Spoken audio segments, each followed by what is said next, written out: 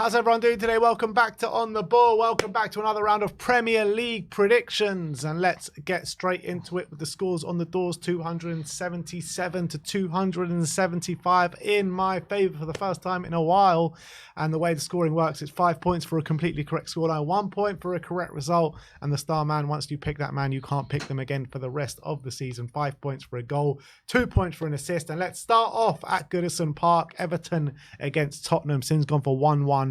I've gone for 2-1 to Tottenham. And I think, in my opinion, Everton not on the greatest run of form so far. They're struggling in games, to be fair, to get results on the board anyway. And I think Spurs starting to pick up form a bit, got a good win against Brentford, albeit not the best performance. And Spurs actually are not performing at the top of their level at the moment, but I do think against an Everton side with a few injuries, we can get the 3 points on the board.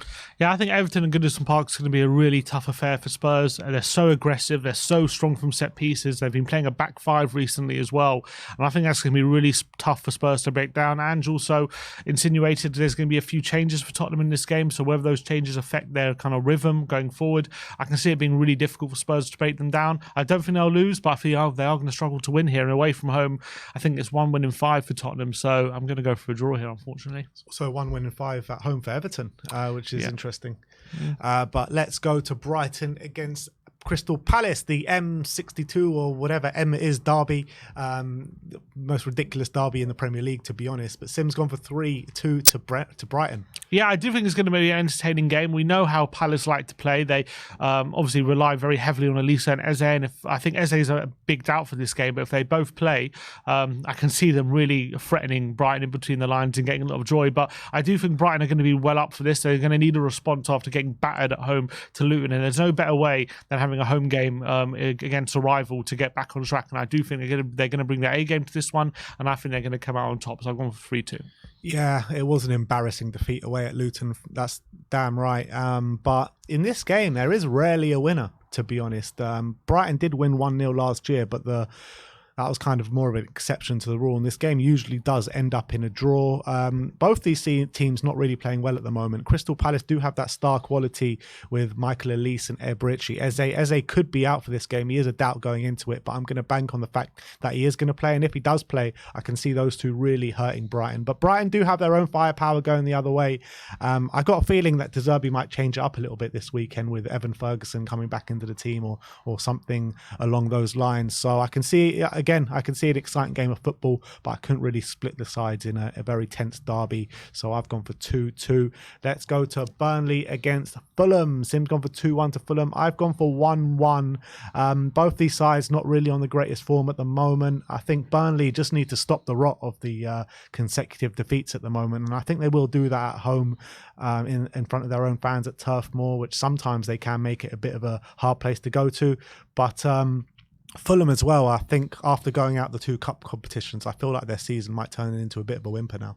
Yeah, I think Burnley performance-wise have been a bit better recently, but I just feel like against a Fulham side who obviously kept a clean sheet last game, they've been a bit tougher to beat of late, Fulham, and have been improving a bit as well after their really poor performances in the first half of the season. Maybe with that Broja firepower as well added to Raul Jimenez, who's been in good form. I just feel like they're going to have too much for Burnley going forward. I think they're going to be able to keep it tight enough. I do see Burnley scoring. I do think they're going to start fast and they're going to be pressing high. But once they start to tire, I think Fulham will take advantage of that. So I think Fulham will come out with 2-1 winners here. Next up is a really interesting game, Newcastle against Luton at St James's Park. I've gone for 3-1 to Newcastle. Sim's gone for 2-0. Newcastle definitely want revenge for that game in December when Luton won 1-0 at Kenilworth Road. But with Luton, they got their tails up at the moment. They seem to be scoring in every game. They seem to be getting positive results a lot recently. But Newcastle, I feel like things are starting to turn a little bit for them of recent weeks. They held Man City right till the end. They had 2 really positive displays and results in the cup competitions, and then obviously they went to Villa Park and took all 3 points during midweek. So I do think Newcastle will have a bit too much for Luton Luton this weekend, but I could definitely see them scoring. Yeah, and I think the St James's Park factor is obviously massive. They're so much better at home, Newcastle, than they are home, and similarly to Luton, they're not better at home and away from home as well. So I do think Newcastle will be able to be very, very aggressive. They'll be able to be on the front foot. I think Luton are going to struggle to contain their Newcastle's intensity, and I do think Luton might have a few chances from set pieces and things like that. But I think Newcastle are going to dominate. They're going to be pushing forward all the time. If Isaac is back fit, which their rumours are, then that'll be a massive plus as well. I don't think it'll be a massive scoreline, but I do see Newcastle coming out on top here. So 2-0. Sheffield United against Aston Villa. Sim's gone for 2-2. Yeah, I think Villa Repeat at the moment. scoreline. Yeah, Villa at the moment are not doing too well. Actually, Sheffield United, to be fair, last couple of games, they've been causing a lot more trouble. I think Diaz, the new signings, got 2 and 2, and they do show a few signs of life, albeit they are currently 9 points away from 17th. So whether they have enough points, 8 goals in the last 2 games. But they've been showing signs of life going forward, and they've been causing teams trouble all of a sudden.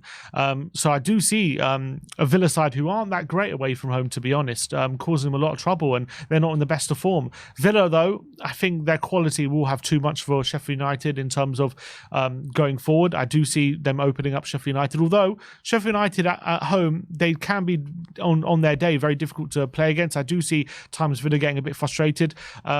So on the balance of that play, I just went for 2-2 there. I've gone for 2-1 to Aston Villa. I've gone for Aston Villa to stop the rot a little bit. Yeah, they don't win. They're not winning that many games away from home, but again, they're not losing that many games away from home either, Aston Villa. And against a Sheffield United side who just seem to be getting open up like a hot knife through butter at the moment. 8 goals conceded in the last 2 games. Yes, they are causing teams trouble going the other way. Ben Bertrand Diaz has been a pretty good signing so far, 2 goals in 2 games. And I can see a really kind of hard-fought game, to be honest, at Bramall Lane, but I'm just going to side with the quality here, and I think Aston Villa will get back to winning ways, especially the way that Sheffield United took points at Villa Park a month ago. I got a feeling that Aston Villa will take that as a bit of inspiration to go and take the 3 points this weekend, so I've gone for 2-1 to Aston Villa. Let's go to Bournemouth against Nottingham Forest. Both of us going for Bournemouth wins. Sim's gone for 2-1. I've gone for 3-1. Bournemouth, I think they'll be a bit disappointed with their point at against West Ham in midweek, and I think they're going to use that against the Nottingham Forest side. And I think Nuno, he started well at Nottingham Forest, but I think you're starting to see a few cracks at the moment, albeit Awioni's back and he had a really impressive second half against Arsenal. I just feel like, you're looking at their performances in the Cup, giving up 2-goal leads to Blackpool, drawing with Bristol. They're just not filling me with much confidence at the moment. And the way Bournemouth are playing their football, I think that they can cut them open here. So I've gone for 3-1. Yeah, I think especially at home, Bournemouth won 3 of their last 5 as well. I think they're going to be on the front foot. They're going to be so intense. And I think Forest are very good at counter-attacking team, and that could play into their hands. But I feel like Bournemouth at home are just going to be so aggressive. Slanky's on top form. They're going to just be firing on all cylinders. I do expect Forest to cause a bit of trouble. I do think Arioni will get some joy against their centre-back. But what I'm banking on is that Bournemouth are going to be able to restrict the supply to Arioni, and they're going to be able to keep the ball for longer. And I just think going forward, they're just looking kind of creative, and they're looking like they're going to score goals. So I think at home, with that confidence that will bring them, I've gone for Bournemouth to shade it 2-1 here. Interesting. Let's go to Chelsea Wolves. Both I've gone for Chelsea wins here. Why 2-1? Yeah, I've gone for Chelsea to shade it. They actually, I know they got battered away to Liverpool last time out, but their form before that was 3 consecutive wins. I do think Wolves obviously are a really good team, and I do think Pedro Neto, he's playing really well at the moment. He's come back from injury and he's doing quite well. Cunha's in good form, but I just got a feeling Chelsea at home, with Nkunku potentially back as well, could have a bit too much for this Wolves side. And I feel like Wolves do like to soak up pressure, and sometimes can go against you if you're off your game a bit. And I feel like it was a very taxing game against United in midweek, and that could go against them. So I've gone for 2-1 to Chelsea. Yeah, I kind of feel the same, but I feel Chelsea at home are actually, it's been understated how many points they're picking up at home this season. They haven't lost, I think, since October or November, or late October, early November time. And Wolves, on the other hand, away from home, they're not the best side. If this was at Molineux, I probably would have flipped the scoreline around and gone for a Wolves win. But seeing as Chelsea at home, and they've had just a dreadful result and performance against Liverpool, I do see them turning it around against this Wolves side who could go into this a little bit tired after that game against Manchester United, where I thought Wolves were poor, to be honest, for the most part of the game, but they did have a late rally and got it back to level, and then they just let it slip right at the end with an incredible goal from Kobe Mainoo. But I am going for 1-0 to Chelsea. Let's move on to Manchester United against West Ham. And I think for the first time this season, we've probably both predicted Man United wins 2-1. Yeah, and I think West Ham have had a good record away from home, obviously, recently, beat Tottenham, beat Arsenal, so they do have it in them. But with Kudu and Bowen coming back is very, very positive. I still feel like without Paquetá, though, they're missing that glue that links all their attacks together, and I do feel like I see their attacks breaking down more often than not. Man United at home, to be fair to them, have a bit of a mixed bag, but I do think overall they are going to have too much for West Ham. They did have a much improved performance in midweek against Wolves, although they did let it slip near the end, but obviously they did end up getting the win. That confidence, I think, will flow into this game, and I do see them really taking the game to West Ham, and I do see them coming out on top. Close game, but I've gone for 2-1 United. It's interesting with Man United because we've sat here a couple of times after Man United wins and being like, they're going to take that confidence into the next game. And it never really happens. They've had quite a few false dawns this season with wins where you think they're really going to kick on. But I actually think this is the one where they're going to kick on because it was an impressive victory. I think it's the best I've seen them this season. West Ham, whenever I see them play, they don't fill me with much confidence, but they seem to get points on the board quite consistently with the quality that they do have. James Ward-Prowse, Mohamed Kudus, Jared Bowen. And I think with these kind of players, they've always got a goal in them. But I just think the quality of Man United and the confidence boost that they had on the midweek against Wolves is going to play into their favour this week. So I've gone for 2-1 to Man United. This is the big game of the weekend. It's Arsenal against Liverpool. Sim's gone for 2-2. I've gone for 2-0 to Liverpool at the Emirates. You cast your mind back in the FA Cup. That's exactly what the scoreline was, with a bit of a changed Liverpool side where they were struggling with a few injuries on the day. No Virgil van Dijk, no Mo Salah. Still no Mo Salah. But I think Liverpool just riding a wave at the moment. They just look incredible. They're scoring so many goals. They're just battering everyone that come into their path at the moment. Arsenal, they're on the back of 2 wins in a row, but I don't think either win have been fairly convincing, in my opinion. They're still kind of playing the same sort of football, not really creating too much, but they're having a lot of possession, and I feel like Liverpool could pick them off this game. Yeah, I've gone for 2-2. I think Arsenal will get confidence from those 2 wins, and I also remember the game in the FA Cup where obviously Liverpool did win 2-0, but Arsenal had a host of chances flying out the traps and were very unlucky not to score that first half, and I have a feeling Arsenal will be similar in this game. I think they'll be confident going into it. At home as well, they are pretty good at home, and they do usually take the game to the opposition, whoever they play, and they usually are creating chances. I think a big miss, if he does miss out, is Darwin Núñez. If Núñez is out for this game, he's a major doubt. Jurgen Klopp confirmed before the game. And I think in this kind of game, he's going to be vital because his physicality allows Liverpool to get out the pitch, especially against the likes of Gabriel and Saliba. I feel like without him, it might be a bit too easy for Arsenal to squeeze up and suffocate them. I know they got good forward players as well, Liverpool, but I just feel like that physicality of Darwin Núñez will be sorely missed if he's not available, even though he does miss chances. So if he is missing, I can see Liverpool struggling to gain control of this game. Not to say that they can't score. They definitely can. Jota's in flying form. They still got Gakpo and Diaz who can cause trouble. But as well, they might not have those options off the bench as well if Núñez doesn't start. So I've gone for a very entertaining 2-2 draw here. I'm very much looking forward to that game. And I do feel like if Arsenal fail to win this game, or definitely if Arsenal draw, or even if they draw or lose, I just can't see them making any headway in the title race this year. And in Liverpool's case, I've been saying all season that I think Man City are going to run away with it. But I think if they win this game, we're in for one hell of a title race. I think a draw is a good result for Liverpool in this one. You reckon?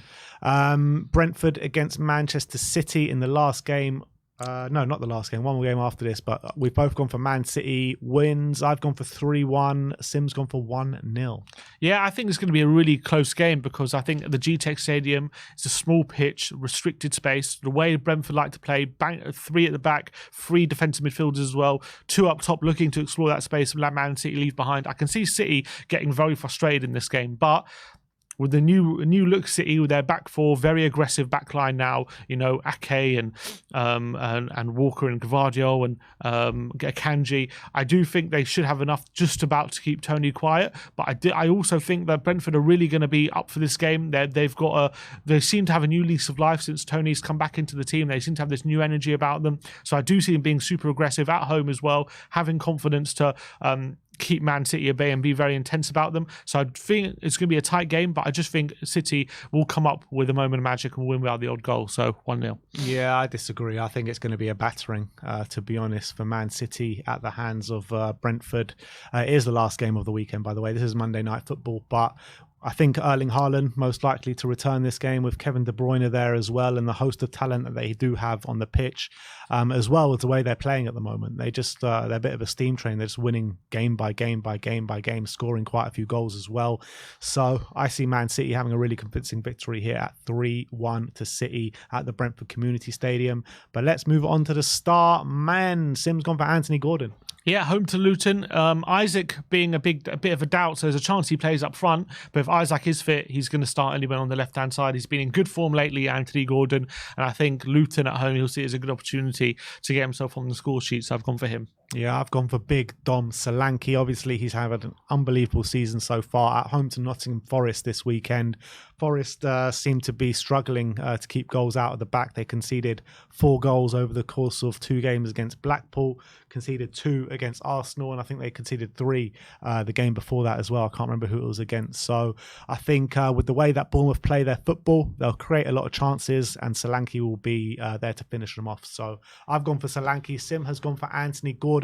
Let me know who you think is going to come out on top this week. What are your predictions, and who is your star man going into the weekend? Thank you everyone for joining us today, and we'll see you next time.